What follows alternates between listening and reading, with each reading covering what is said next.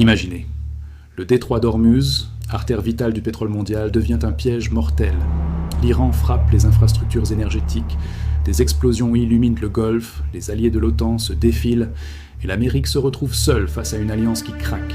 Des milliards en jeu, des économies qui tremblent, des familles qui risquent de payer le prix à la pompe.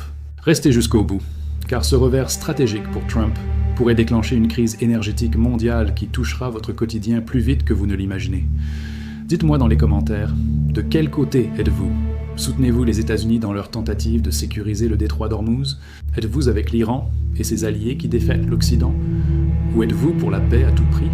Préférez-vous rester neutre, assis tranquillement à manger du pop-corn en regardant cette fracture de l'alliance occidentale ?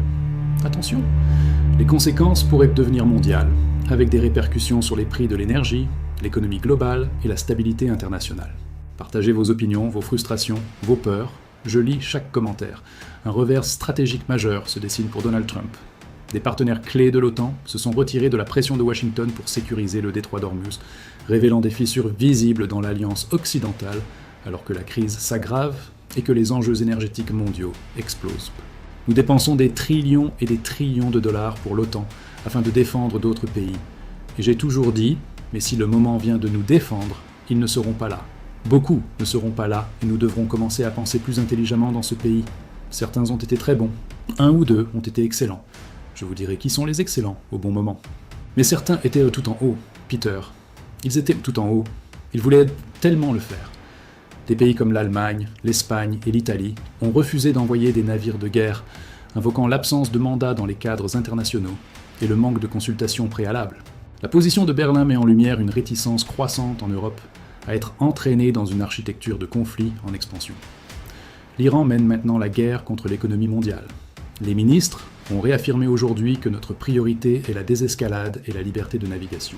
J'ai aussi discuté avec le secrétaire général de l'ONU Antonio Guterres et beaucoup d'autres ces derniers jours sur la façon de garder le détroit d'Ormuz ouvert. L'Europe n'a aucun intérêt dans une guerre ouverte et sans fin. Sur le terrain, l'Iran a élargi son empreinte opérationnelle. Des frappes ont touché des infrastructures énergétiques critiques à Fujairah, perturbé l'aviation à Dubaï et impacté les opérations gazières à Abu Dhabi, tandis que des engagements à longue portée se poursuivent contre Israël, signalant une capacité soutenue sur plusieurs fronts. L'escalade s'étend aussi aux zones diplomatiques, avec des activités de roquettes et de drones signalées près de l'ambassade américaine à Bagdad. Ces développements soulignent une propagation régionale plus large, où les points de pression stratégiques, des hubs énergétiques au centre diplomatique, deviennent de plus en plus actifs. Même si Washington exprime sa surprise face à l'ampleur de la riposte, des rapports indiquent que les renseignements américains avaient averti d'un effet domino régional plus large. Ces évolutions montrent à quelle vitesse le conflit a dépassé les attentes initiales, impliquant plusieurs fronts et actifs stratégiques. Ce n'est pas la guerre de l'Europe, mais les intérêts de l'Europe sont directement en jeu. Pendant ce temps, les États-Unis intensifient leur pression diplomatique.